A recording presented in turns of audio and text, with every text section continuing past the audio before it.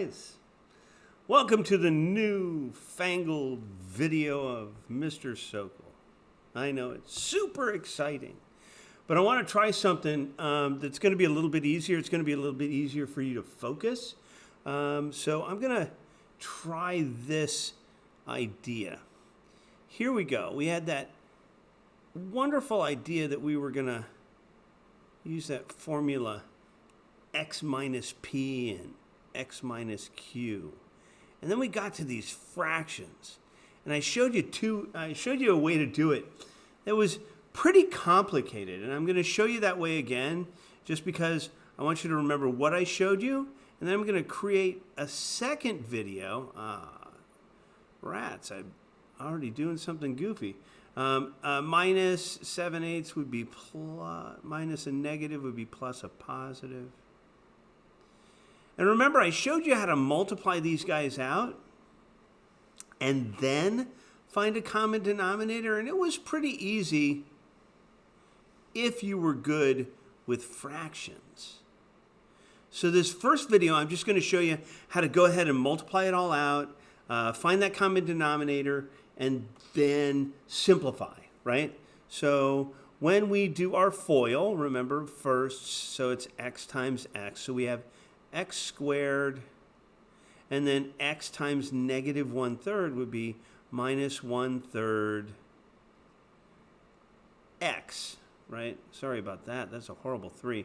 And then 7/8 times x would be positive 7/8 x. And then last but certainly not least would be 7/8 times negative 1/3. And this is where, we sort of go off the rails with multiplication. People forget how to multiply with fractions. Don't forget, it's just negative, or just 7/8 times 1/3. And I know 1/3 is negative. I'll put a negative there. And that's going to be equal to, well, we multiply straight across, so it's negative 7 over 8 times 3 is 24. So that's how we do it. Remember, don't forget. I mean, if you do forget, whatever, you're human. Everybody makes mistakes every now and then. But now we remember how to do it. All right, and there it is. And then we can't really simplify this unless we, made cool common denominators here. Would be 24. But by doing this multiplication out here, we see that this denominator is that common multiple of 8 and 3. So the next step I told you would be take that big common multiple and multiply the whole darn thing by that common multiple. So I'm going to do that. And we're going to multiply both sides by 24 because we know, if you do it to one side, you got to do the same thing to the other or else you've messed up the balance. Now, of course, we know that this is zeros because 0 times anything is 0. But let's go ahead and do this math. 24 times x squared is 24 x squared. That's pretty easy.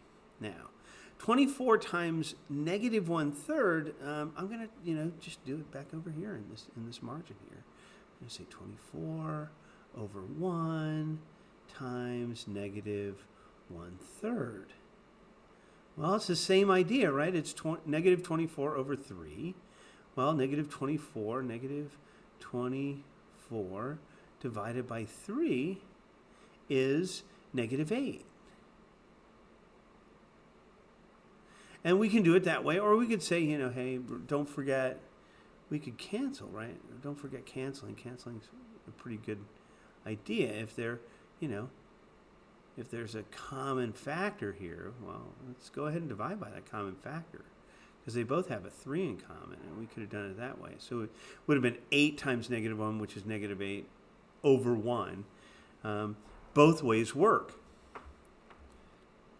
So 6 of one, half dozen of another, and I know you kids hate hearing adults say that, but it is what it is. There's another thing you kids hate adults saying. 24 times 7/8 is the same idea, so I'll just do it over here in the margin. 24 over 1 times 7/8. This is really exciting, but I'm going to do the canceling now because I don't feel like multiplying 24 times 7. So we know that 8 goes into 24 3 times. 3 times 7 is 21, and 1 times 1 is 1. So that's just a 21.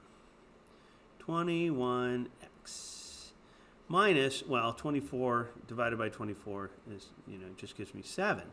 And now we have something that looks good, right? Because we can combine our like terms here. So now we end up with 24x squared, and then negative 8 and positive 21 give me positive 13x, and minus 7 equals 0. And that's how you do it, doing it the long way. But what if I didn't want to do it the long way? What if I'm, it's too much? What if I say, no, the long way is too much, and let me get rid of some of this. And then go up here and do this. Pardon me. Let me do it again. I just got to get rid of this excess, and then we'll start again. Watch what happens. Boop. See ya. Bye-bye. All right. So now I'm going to do it a different way. And I know this video is starting to get long. So I showed you the way that was pretty difficult because you had to do all the multiplication first, and you had to deal with 24 as a common multiple, and it was just too much, right? So let's take a look at x plus 7, and so I'm going to make each of them a different color. X plus 7/8. And all I want to do really is get rid of this denominator. And all I have to do to get rid of that denominator is multiply both sides by 8. Well, it's not really both sides. I meant both terms. Pardon me for saying both sides. So I'm going to multiply x by 8, and I get 8x. And then when I multiply 7/8 times 8, these guys cancel out. And now I have, oh, that's how we got negative 7/8.